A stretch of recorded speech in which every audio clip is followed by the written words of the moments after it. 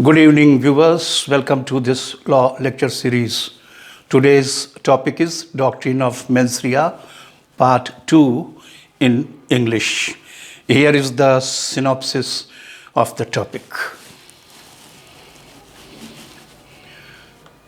First heading, General, Samanya. In the last lecture, preceding lecture, we had read this Latin maxim, actus non fecit reum, nisi mensit rea.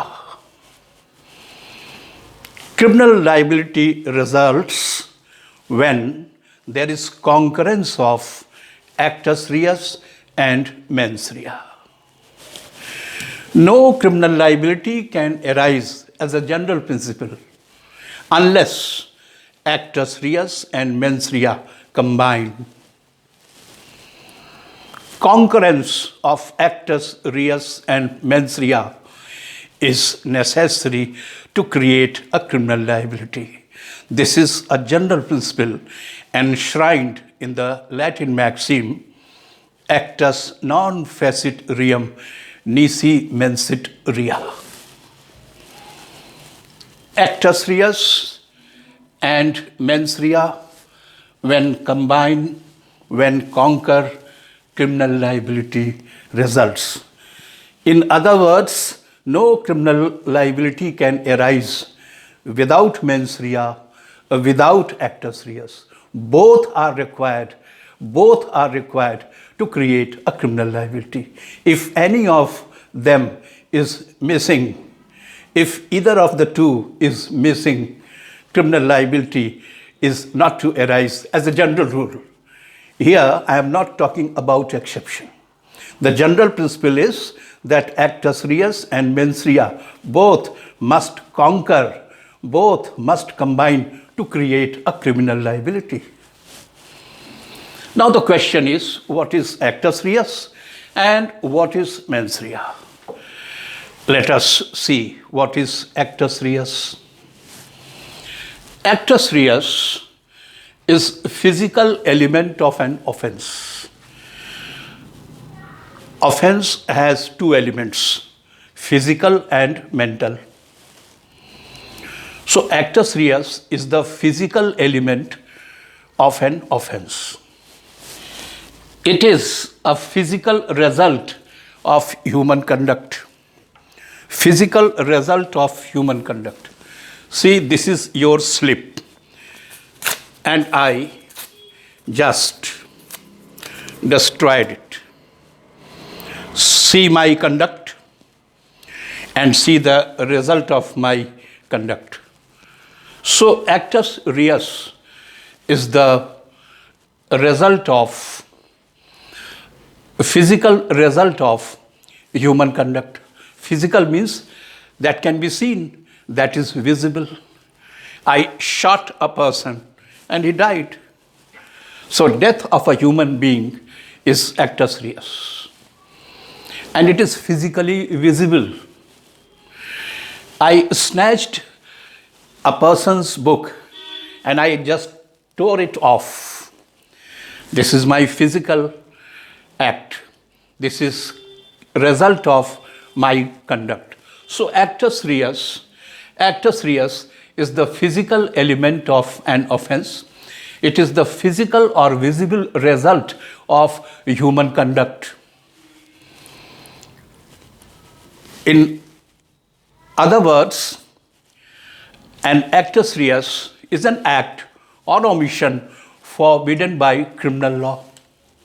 You may also say that actus reus is an act or an omission forbidden by criminal law. So what is actus reus? Physical element of an offense. Physical result of human conduct. Act or omission forbidden by criminal law. Actus reus must be willed. Actus reus must be willed. I said to you, beat this person or I will shoot you. Now, under this compulsion, you beat that person. Here, your act is intentional, but it is not willed. I asked you to beat a person with a warning that if you do not beat him, you will be shot dead. Under this fear, you beat that person. Here, your act is intentional, but it is not willed, it is not desired, it is under compulsion, it is under force. Actus reus must be willed.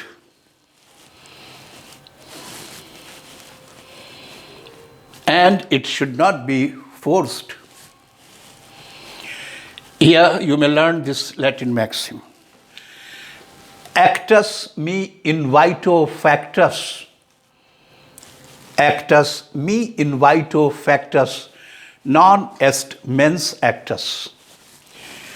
That is to say, an act to which I am compelled by threats is not my act. An act to which I am compelled by threats is not my act. Then whose act is it? It is the act of the person who has compelled me. So, actus reus is the physical element of an offense. Actus reus is the physical result or visible result of human conduct. Actus reus is an act or omission forbidden by criminal law. Actus reus must be willed. It should not be forced. It should not be under threats. Actus me invito factus non est mens actus.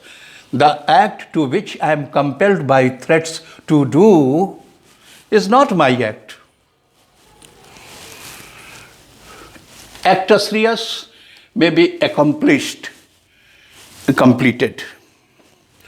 I shot a fire at a person and the bullet hit the person and he died to the bullet injury. Here, the actus reus, death of a human being, has been accomplished. So, actus reus may be accomplished. Accomplished means done, completed.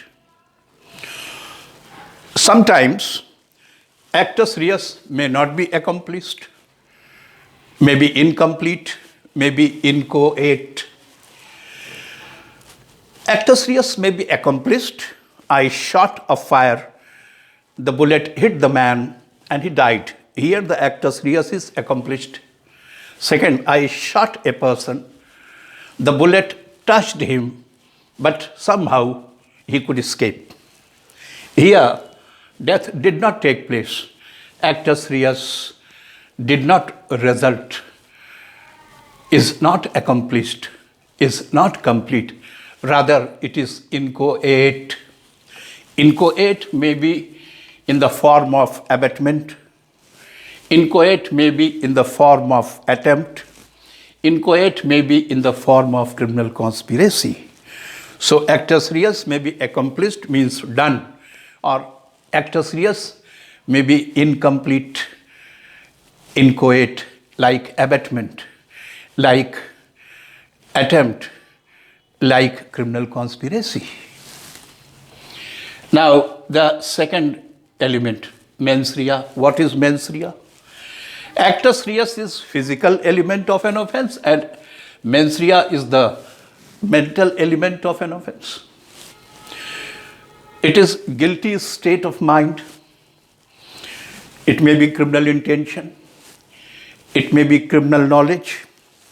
It may be reason to believe. So mens rea is mental element of an offense. It is guilty state of mind. It may be in the form of criminal intention. It may be in the form of criminal knowledge, or it may be in the form of reason to believe.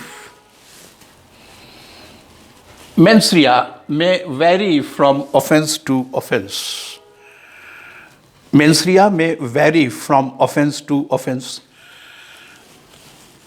Sometimes a mens rea may be common to more offenses than one. For example, dishonest intention. This mens rea is common to theft, common to extortion, cheating, criminal breach of trust, dishonest misappropriation of property. So there may be certain mens rea which may be common to more than one offenses. But as a general rule, mens rea may differ, may vary from offense to offense. Somewhere dishonest intention is required, somewhere fraudulent intention is required, somewhere negligence is required, somewhere rashness is required. So mens rea may vary from offense to offense, but there may be certain offenses in which a mens rea may be common. Requisite mens rea. Whatever mens rea is required must be proved strictly. Any inference as to existence of mens rea is not to be made readily. Existence of mens rea, presence of mens rea has to be proved strictly. Mens rea cannot be inferred readily. It must be strictly proved. Here is an important case, R versus Prince, 1875, decided by Justice Blackburn. Very important case. It is a decision by Justice Blackburn, R versus Prince, 1875. In this case, Justice Blackburn classified criminal acts. This case is especially to be noted for classification of criminal acts. Justice Blackburn classified criminal acts into two categories, two classes.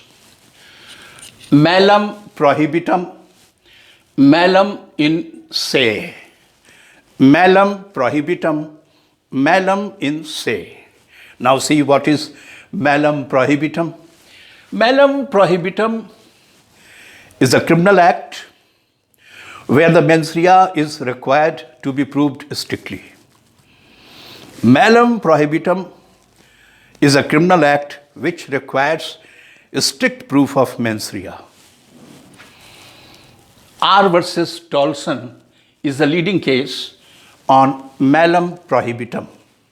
Malum prohibitum means a criminal act which requires strict proof of mens rea. Unless and until mens rea is established beyond doubt, no criminal liability can arise. In case of malum in se, the act of the accused is so immoral, so bad, ex facie immoral, ex facie unscrupulous. Here, mens rea is to be presumed. It is not to be proved. So in case of malum prohibitum, mens rea is required to be proved. In case of malum in se, mens rea is not required to be proved. Mens rea is presumed because the act or omission of the accused is ex facie immoral, very bad or unscrupulous. Now, two cases. Just you have learnt that actus reus and mens rea both must be there to create criminal liability. Now here, two cases must be especially examined. First, there is mens rea, yet there is no liability. Can there be a case in which there is mens rea, still the accused shall not be held liable? This is exception to no mens rea, no liability. General rule is no mens rea, no liability. But it is a case where there is mens rea, yet no liability. Mens rea के बावजूद criminal liability नहीं होगी, ऐसा हो सकता है क्या? Yes, Exceptionally, there may be certain cases wherein the accused entertained a mens rea, yet he shall not be liable criminally. Second, no mens rea, yet liability. The accused is possessed with mens rea, yet he is not liable. First case. He is possessing mens rea, yet he is not liable. And here he is not possessing mens rea. There is no mens rea. Still he will be liable. No mens rea, yet liability. दुराशय है लेकिन फिर भी liability नहीं है, और यहाँ दुराशय नहीं है मगर फिर भी लाइबल है. These two cases shall be discussed in detail in the succeeding lecture 4. Thank you.